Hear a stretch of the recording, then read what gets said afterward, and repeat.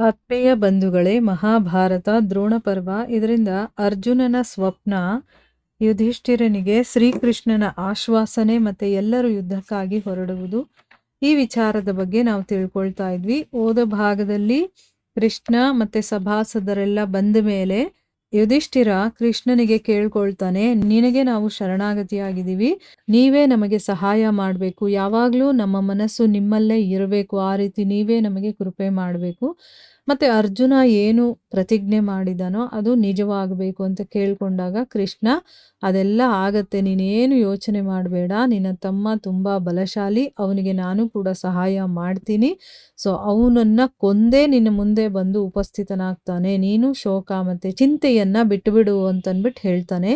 ಇವರ ನಡುವೆ ಈ ರೀತಿ ಮಾತುಕತೆ ನಡೀತಾ ಇತ್ತು. ಅಷ್ಟರಲ್ಲೇ ಅರ್ಜುನ ತನ್ನ ಮಿತ್ರರ ಜೊತೆ ರಾಜನ ದರ್ಶನ ಮಾಡೋದಕ್ಕೋಸ್ಕರ ಅಲ್ಲಿಗೆ ಬರ್ತಾನೆ. ಒಳಗಡೆ ಬಂದು ಯುಧಿಷ್ಠಿರನಿಗೆ ಪ್ರಣಾಮವನ್ನ ಮಾಡಿ ಮುಂದೆ ನಿಂತ್ಕೊಳ್ತಾನೆ. ಅವನನ್ನ ನೋಡ್ತಾ ಇದ್ದಂಗೆ ಯುಧಿಷ್ಠಿರ ಎದ್ದು ಬಂದು ಪ್ರೀತಿಯಿಂದ ಅವನನ್ನ ಆಲಿಂಗನೆ ಮಾಡ್ಕೊಳ್ತಾನೆ. ಮತ್ತೆ ಅವನ ಮಸ್ತಕಕ್ಕೆ ಮುತ್ತು ಕೊಟ್ಟು ಮುಗುಳ್ನಗ್ತಾ ಹೇಳ್ತಾನೆ, ಅರ್ಜುನ, ಈ ದಿನ ನಿನ್ನ ಮುಖದ ಕಾಂತಿ ತುಂಬಾ ಪ್ರಸನ್ನವಾಗಿದೆ, ಮತ್ತೆ ಭಗವಂತ ಶ್ರೀಕೃಷ್ಣ ಯಾವ ರೀತಿ ಪ್ರಸನ್ನನಾಗಿದ್ದಾನೋ ಇದರಿಂದನೇ ತಿಳಿಯತ್ತೆ ಯುದ್ಧದಲ್ಲಿ ನಿನ್ನದೇ ವಿಜಯ ನಿಶ್ಚಿತ ಅಂತನ್ಬಿಟ್ಟು. ಅಂದ್ರೆ ಇಬ್ಬರೂ ಕೂಡ ಇವತ್ತು ತುಂಬಾ ಪ್ರಸನ್ನರಾಗಿದ್ದೀರಾ, ಅದರಿಂದ ಗೊತ್ತಾಗ್ತಾ ಇದೆ ಇವತ್ತು ನೀನ್ ಅನ್ಕೊಂಡಿರೋ ಕೆಲಸವನ್ನ ನೀನ್ ಮಾಡೇ ಮಾಡ್ತೀಯಾ ಅಂತನ್ಬಿಟ್ಟು ಅಂತ ಹೇಳ್ತಾನೆ.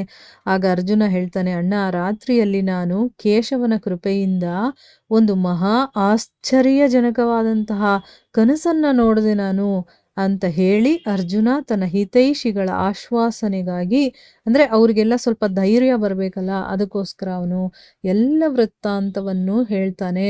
ಈ ರೀತಿ ಆಯ್ತು, ನಾನು ಶಂಕರ ಇದ್ದ ಕಡೆ ಹೋಗಿದ್ದೆ, ಯಾವ ರೀತಿ ಸ್ವಪ್ನದಲ್ಲಿ ಅವನಿಗೆ ಶಂಕರನ ದರ್ಶನವಾಯಿತು ಅಂತೆಲ್ಲ ಹೇಳ್ತಾನೆ. ಇದನ್ನೆಲ್ಲ ಕೇಳಿ ಜನರು ವಿಸ್ಮಿತರಾಗಿ ಶಂಕರನಿಗೆ ಪ್ರಣಾಮವನ್ನ ಮಾಡ್ಕೊಳ್ತಾರೆ ಮತ್ತೆ ಹೇಳ್ತಾರೆ, ಇದಂತೂ ಬಹಳ ಒಳ್ಳೇದೇ ಆಯ್ತು ಅಂತನ್ಬಿಟ್ಟು. ಆಮೇಲೆ ಎಲ್ಲರೂ ಕೂಡ ಧರ್ಮರಾಜನ ಆಜ್ಞೆಯನ್ನ ಪಡೆದು ಕವಚ ಎಲ್ಲವನ್ನ ಧರಿಸಿ, ಅಂದ್ರೆ ಸುಸಜ್ಜಿತರಾಗ್ತಾರೆ. ಕವಚ, ಆಮೇಲೆ ಏನೇನು ಧರಿಸ್ಕೊಳ್ಬೇಕು ಅವ್ರ ಶಸ್ತ್ರಗಳು, ಅದನ್ನೆಲ್ಲ ತಗೊಂಡು ಬಹಳ ಶೀಘ್ರವಾಗಿ ಅವರು ಯುದ್ಧಕ್ಕಾಗಿ ಹೊರಡ್ತಾರೆ. ಎಲ್ಲರ ಮನಸ್ಸಲ್ಲೂ ಕೂಡ ತುಂಬಾ ಹರ್ಷವಿರುತ್ತೆ, ಉತ್ಸಾಹ ಇರುತ್ತೆ. ಸಾತ್ಯಕಿ, ಶ್ರೀಕೃಷ್ಣ ಮತ್ತೆ ಅರ್ಜುನನು ಕೂಡ ಯುಧಿಷ್ಠಿರನಿಗೆ ಪ್ರಣಾಮವನ್ನ ಮಾಡಿ ಯುದ್ಧಕ್ಕಾಗಿ ಅವರ ಶಿಬಿರದಿಂದ ಹೊರಗಡೆ ಬರ್ತಾರೆ. ಸಾತ್ಯಕಿ ಮತ್ತೆ ಶ್ರೀಕೃಷ್ಣ ಒಂದೇ ರಥದಲ್ಲಿ ಕೂತ್ಕೊಂಡು ಅರ್ಜುನನ ಶಿಬಿರಕ್ಕೆ ಹೋಗ್ತಾರೆ. ಅಲ್ಲಿಗೆ ಹೋಗಿ ಶ್ರೀಕೃಷ್ಣ ಸಾರಥಿಯ ಹಾಗೆ ಅರ್ಜುನನ ರಥವನ್ನ ಎಲ್ಲಾ ಸಾಮಗ್ರಿಗಳಿಂದ ಸಜ್ಜುಗೊಳಿಸಿ ತಯಾರು ಮಾಡ್ತಾನೆ. ಅಷ್ಟರಲ್ಲಿ ಅರ್ಜುನನು ಕೂಡ ತನ್ನ ದಿನನಿತ್ಯದ ಕರ್ಮವನ್ನ ಮುಗಿಸ್ಕೊಂಡು ಧನಸ್ಸು ಬಾಣಗಳನ್ನ ತಗೊಂಡು ಹೊರಗಡೆ ಬರ್ತಾನೆ. ಮತ್ತೆ ರಥಕ್ಕೆ ಪ್ರದಕ್ಷಿಣೆ ಹಾಕಿ ಅದರ ಮೇಲೆ ಕೂತ್ಕೊಳ್ತಾನೆ. ಆಮೇಲೆ ಸಾತ್ಯಕಿ ಮತ್ತೆ ಶ್ರೀಕೃಷ್ಣ ಅರ್ಜುನನ ಮುಂದೆ ಹೋಗಿ ಕೂತ್ಕೊಳ್ತಾರೆ. ಶ್ರೀಕೃಷ್ಣ ಕುದುರೆಗಳ ಲಗಾಮವನ್ನ ಕೈಯಲ್ಲಿ ತಗೊಳ್ತಾನೆ. ಅರ್ಜುನ ಅವರ ಇಬ್ಬರ ಜೊತೆ ಯುದ್ಧಕ್ಕಾಗಿ ಹೋಗ್ತಾನೆ. ಆ ಸಮಯದಲ್ಲಿ ವಿಜಯದ ಸೂಚನೆ ಕೊಡುವಂತ ನಾನಾ ರೀತಿಯ ಶುಭ ಶಕುನಗಳು ಆಗೋದಕ್ಕೆ ಶುರುವಾಗುತ್ತೆ.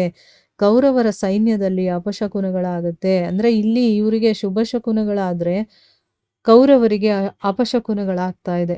ಶುಭ ಶಕುನಗಳನ್ನ ನೋಡಿ ಅರ್ಜುನ ಸಾತ್ಯಕಿಗೆ ಹೇಳ್ತಾನೆ, ಯುಯುಧಾನ, ಹೇಗೆ ಈ ನಿಮಿತ್ತಗಳು ಕಾಣಿಸ್ತಾ ಇದೆಯೋ, ಅಂದ್ರೆ ಈ ಶಕುನಗಳು ಕಾಣಿಸ್ತಾ ಇದೆಯೋ, ಅದರಿಂದಾನೇ ಗೊತ್ತಾಗುತ್ತೆ ಈ ದಿನ ಯುದ್ಧದಲ್ಲಿ ಖಂಡಿತವಾಗ್ಲೂ ಕೂಡ ನನ್ನದೇ ವಿಜಯ ಆಗುತ್ತೆ ಅಂತನ್ಬಿಟ್ಟು.